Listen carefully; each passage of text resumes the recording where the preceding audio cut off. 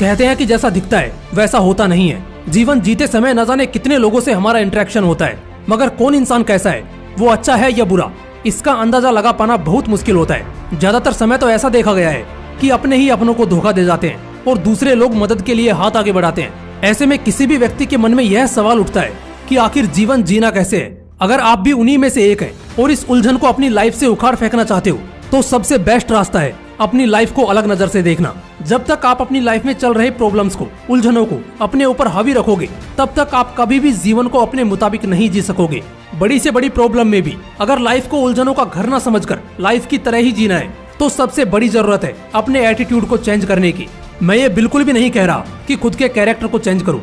मैं तो यह सलाह दूंगा कि आप कभी भी अपने कैरेक्टर को बदलने की कोशिश भी मत करो, क्योंकि कैरेक्टर के बदलने से जीवन इतनी तेजी से बदल जाता है कि उससे आने वाले संकटों से निकल पाना नामुमकिन हो जाता है।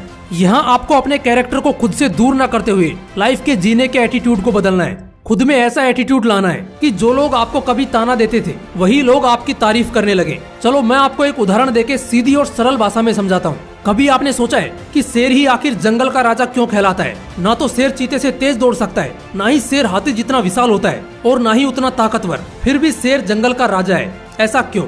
इसका कारण है शेर का एटीट्यूड। हाथी जब जंगल में सैर पर निकलता है तो जंगल में खास हलचल देखने को नहीं मिलती, मगर जब शेर निकलता है तो पूरा जंगल उसके रुख से सहम जाता है। हाथी और शेर जब आमने सामने आ जाते हैं तब बलवान होके भी हाथी खुद का बचाव करने का एटीट्यूड फॉलो करता है, लेकिन वहीं पर अगर शेर भूखा होगा तो हाथी पर हमला करने से जरा भी नहीं हिचकिचाएगा, क्योंकि उसे पता है कि एक बार ज्यादा मेहनत करके उसे बहुत सारा खाना मिलने वाला है। यही तो है एटीट्यूड का कमाल। अगर आपका एटीट्यूड भी शेर जैसा हो तो घंटा फर्क नहीं पड़ता कि आपके ऊपर कितने संकट के बादल मंडरा रहे हैं, आपकी लाइफ पॉजिटिविटी के साथ आगे बढ़नी ही है। इंसानी सभ्यता के हजारों सालों के इतिहास में हजारों बड़े बड़े सम्राट, बड़े बड़े योद्धा आए और चले गए। उनमें से ज्यादातर लोगों ने कोई ऐसा काम नहीं किया कि जिससे कोई उन्हें याद रख पाए, मगर कुछ चुनिंदा योद्धाओं ने मरने के बावजूद अपने काम और अपनी कुछ गजब की विशेषताओं के कारण अपना नाम सदा के लिए अमर कर दिया। जिनमें सबसे पहला नाम आता है भारत के सबसे महान राजा छत्रपति शिवाजी महाराज का। जो कारनामे इन्होंने किए थे, सच बता रहा हूँ, उनको सुनने के बाद रोंगटे खड़े हो जाते हैं। ना तो ये बेहद बलशाली थे और ना ही इनके पास ज्यादा सेना थी। इसके बावजूद उन्होंने मुगलों की हुकूमत को हिलाकर रख दिया था। लेकिन कैसे? इसका सबसे पहला जवाब है शिवाजी महाराज की बुद्धि। वो बहुत बड़े कदकाठी के व्यक्ति नहीं थे, मगर उनके विचार करने की क्षमता और उनकी कूटनीति का कोई सानी नहीं था। कभी कभार होशियार होने के बावजूद इंसान हार जाता है, लेकिन शिवाजी महाराज के पास बुद्धि के अलावा एक और बहुत बड़ी चीज थी, वो था उनका एटीट्यूड।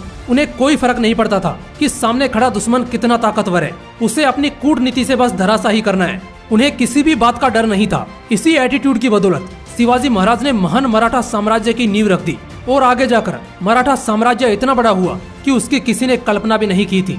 शिवाजी महाराज की तरह ही अपने एटीट्यूड और बुद्धि की बदौलत इतिहास के पन्नों में एक और योद्धा ने अपना नाम दर्ज करवाया, और न सिर्फ दर्ज करवाया बल्कि अपने नाम को अपने काम से अमर कर दिया। बुजुर्ग से लेकर छोटे बच्चे तक किसी से भी पूछो कि आज तक का सबसे महान योद्धा कौन था, तो ज्यादातर लोगों का जवाब होगा सिकंदर। हाँ, सिकंदर ये एटीट्यूड का सबसे बेस्ट एग्जाम्पल है।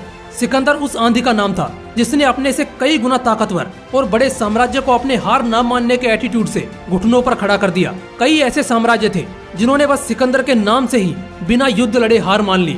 15 साल के अपने कार्यकाल में सिकंदर ने एक भी लड़ाई नहीं हारी। वो हमेशा ही विजेता रहा।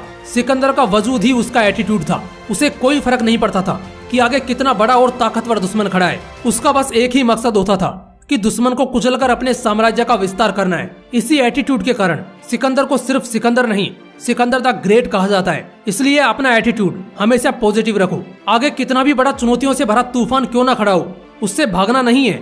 अपना एटीट्यूड ऐसा रखना है कि उस तूफान को चीरते हुए आप अपने लक्ष्य की ओर आगे बढ़ते रहो। जिंदगी का दूसरा नाम ही चुनौती है। हमें कभी भी चुनौती को चुनौती की तरह नहीं लेना, उसे बस जिंदगी का एक पड़ाव समझना है जो कभी ना कभी पूरा होना ही है। अपने जीवन में आई चुनौती की परिभाषा को अपने एटीट्यूड से ऐसे लिखो कि वो हर व्यक्ति की जुबान पे हमेशा के लिए महानता से छप जाए। आखिर में बस एक ही मैसेज देना चाहूंगा कि खुद के एटीट्यूड को ऐसा बनाओ कि कठिन परिस्थितियों में भी दुनिया आपको सलाम करे।